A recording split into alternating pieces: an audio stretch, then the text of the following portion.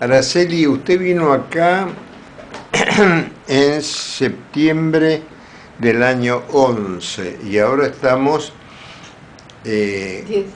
a 19 de abril del 2012.